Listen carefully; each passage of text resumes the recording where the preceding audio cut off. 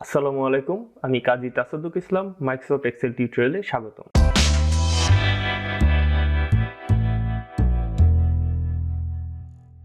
গত ভিডিওতে আমরা দেখেছি মাইক্রোসফট এক্সেল কিভাবে ওপেন করতে হয়। আজকের ভিডিওতে আমরা মাইক্রোসফট এক্সেলের ইন্টারফেস সম্পর্কে পরিচিত হব। যখন আমরা মাইক্রোসফট এক্সেল প্রথমে ওপেন করেছি তখন আমাদের ইন্টারফেসটা অনেকটা এমন ছিল। আমরা আজকে ব্ল্যাঙ্ক ওয়ার্কবুক ওপেন করব। সো ব্ল্যাঙ্ক ওয়ার্কবুকে ডাবল ক্লিক করলাম। এটা হচ্ছে মাইক্রোসফট এক্সেলের ইন্টারফেস। প্রথমে আমরা চলে যাচ্ছি রিবনে। ফাইল থেকে শুরু করে এই অ্যারো পর্যন্ত, আপ অ্যারো, এই পার্টটুকু হচ্ছে রিবন। ওকে, প্রথমে আপনার এখানে আপনি যে ফাইলটি ওপেন করেছেন সেটার নাম থাকবে, এখানে আপনার মিনিমাইজ, ম্যাক্সিমাইজ এবং কাট অপশন থাকবে। এই পার্টটুকু হচ্ছে রিবন। রিবনে মেইনলি আপনার ট্যাবগুলো থাকবে, মেনুগুলো থাকবে, কমান্ডসগুলো থাকবে।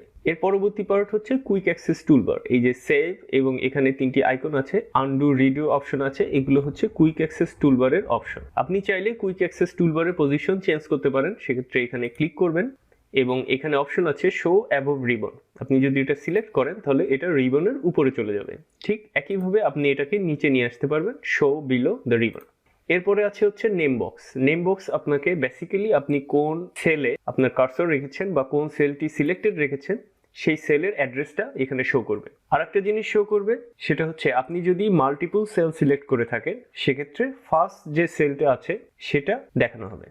অথবা আপনি যদি নেম রেঞ্জ ইউজ করেন, সেক্ষেত্রে আমি যদি এই সেলটার একটা নাম দিতে চাই, এখানে যদি আমি লিখি ডেমো, প্রেস এন্টার, তাহলে এখানে ড্রপ ডাউন থেকে আমি এই নামটাকে সিলেক্ট করতে পারবো। এটা হচ্ছে নেম রেঞ্জের ব্যাপার। এটা নিয়ে আমরা ডিটেলসে পরে কথা বলবো। আপাতত এটা যদি আমরা সিলেক্ট করি তাহলে সেই নির্দিষ্ট সেলগুলো দেখাবে। তো সেক্ষেত্রে আপনার নেম বক্স মেইনলি আপনার নেম রেঞ্জের নামটা দেখাবে। এরপরে আছে ফর্মুলা বার। ফর্মুলা বার আপনি যখন যে কোনো সেলে কোনো ভ্যালু যদি থাকে সেটা যদি আপনি সিলেক্ট করেন, সেটা আপনি ফর্মুলা বারে প্রিভিউ পাবেন। বা আপনি যদি কিছু লিখতে থাকেন সেক্ষেত্রে ফর্মুলা বার ইনস্ট্যান্ট আপনার ভ্যালুটাকে শো করবে। অথবা আপনার যদি কোনো ফর্মুলা লেখা থাকে,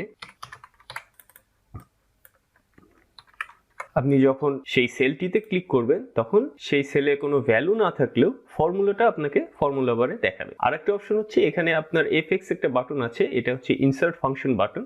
এখানে ক্লিক করলে আপনি ফর্মুলা নিয়ে কাজ করতে পারবেন। এখান থেকে আপনি ডিরেক্টলি একটা ফর্মুলাকে সিলেক্ট করে সেটার প্যারামিটার দেখে সেই অনুযায়ী আপনি কাজ করতে পারবেন। এই সবগুলোই হচ্ছে ফর্মুলা বারের কাজ। একদম নিচে যে বারটা আছে, এখানে যদি আমি মাউস ওভার করি, এখানে আপনি দেখবেন ম্যাক্রোর একটা বাটন আছে, এখানে আপনার পেজ লেআউটের কিছু বাটন আছে এবং জুমের অপশন আছে। এই টোটাল বারটাকে বলে হচ্ছে স্ট্যাটাস বার। আপনি যদি এখানে রাইট ক্লিক করেন, স্ট্যাটাস বারে দেখানোর জন্য বিভিন্ন রকম অপশন আপনি পাবেন। তো আপাতত আমরা অপশনের ডিটেলসগুলো যাচ্ছি না, শুধুমাত্র এটি জানা দরকার যে স্ট্যাটাস বার কোনটি। এই একদম নিচে শীট 1 এর নিচের থেকে এই পার্টটুকু হচ্ছে স্ট্যাটাস বার। এরপরে আমাদের ইন্টারফেসের মধ্যে গুরুত্বপূর্ণ বিষয় হচ্ছে কলাম নেম। এই যে নেমগুলো ABCD, এগুলো হচ্ছে কলাম নেম। ওকে, আর সর্বোচ্চ আপনি 16,384টি কলাম অ্যাড করতে পারবেন এক একটা ওয়ার্কশিটে। ওকে, আর বাম পাশে যে নাম্বারগুলো আছে এগুলো হচ্ছে রো নাম্বার। একটি ওয়ার্কশিটে আপনি সর্বোচ্চ 10,48,576টি রো পাবেন। আপনি যদি কন্ট্রোল ডাউন এরও দেই, এটি হচ্ছে লাস্ট রো। এরপরে আপনি কখনোই রো অ্যাড করতে পারবেন না। একটা ওয়ার্কশিটের এটাই লিমিট। এরপরে আসি ওয়ার্কশিট। এই যে এখানে শীট 1 লেখা, এটি একটি ওয়ার্কশিট। এখানে যদি আমি প্লাস চিহ্ন অ্যাড করি সেক্ষেত্রে আরেকটি ওয়ার্কশিট তৈরি হলো। আপনি যখনই মাইক্রোসফট এক্সেল ওপেন করবেন সেটা ওপেন হবে একটা ওয়ার্কবুক। একটা ওয়ার্কবুকের আন্ডারে আপনি যত খুশি তত ওয়ার্কশিট অ্যাড করতে পারবেন আপনার কম্পিউটারের মেমোরির উপর বেস করে। সেক্ষেত্রে এই প্রত্যেকটি এক একটা ওয়ার্কশিট হবে। এরপরে আসি আমরা সেল কি। এই প্রত্যেকটি ব্লক এক একটা সেল। যখনই আপনি কোথাও সিলেক্ট করবেন, একটি সবুজ চতুর্ভুজের মতো মার্ক করা থাকবে এই এক একটি সেল, এবং প্রত্যেকটা সেলের একটি অ্যাড্রেস থাকে। আপনি যে সেলে ক্লিক করবেন সেই অ্যাড্রেসটা দেওয়া থাকবে প্রথমে কলাম নেম এবং তারপরে রো নাম্বার দিয়ে। ঠিক আপনি নেম বক্সে যদি দেখেন, এখানে লেখা আছে C4, তার মানে কলাম নেম হচ্ছে C আর রো নাম্বার হচ্ছে 4। এই প্রতিটি এক একটা সেল। এরপরে আছে গ্রিড লাইন।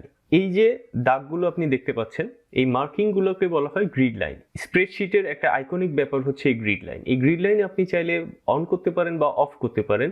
আপনি চাইলে আপনার প্রিন্টের সময় গ্রিড লাইনটা প্রিন্ট করতে পারেন, চাইলে করতে নাও পারেন, বাট এই টোটাল মার্কিং গুলো হচ্ছে গ্রিড লাইন। এরপরে ব্যাপারটা হচ্ছে সিলেকশন। আপনি যখনই কোনো সেলের উপর ক্লিক করবেন সেই সেলটি সিলেক্ট হয়ে যাবে। এই সিলেক্ট হচ্ছে সিঙ্গেল সেলও হতে পারে, আবার আপনি চাইলে ক্লিক করে ড্র্যাগ করতে পারেন, সেক্ষেত্রে আপনার মাল্টিপল সেল সিলেকশন হবে। সেক্ষেত্রে এটা হবে একটা রেঞ্জ। আপনি যদি সিঙ্গেল সেল সিলেক্ট করেন সেটা হচ্ছে সিলেকশন, আপনি যদি মাল্টিপল সেল সিলেক্ট করেন সেটা হচ্ছে রেঞ্জ।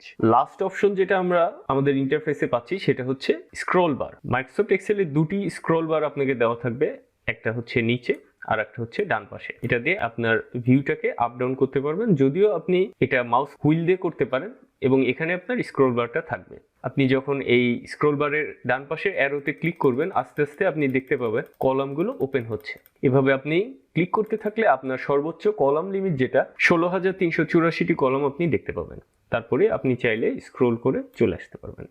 মাইক্রোসফট এক্সেলের ইন্টারফেসের মধ্যে এই ব্যাপারগুলো গুরুত্বপূর্ণ ছিল।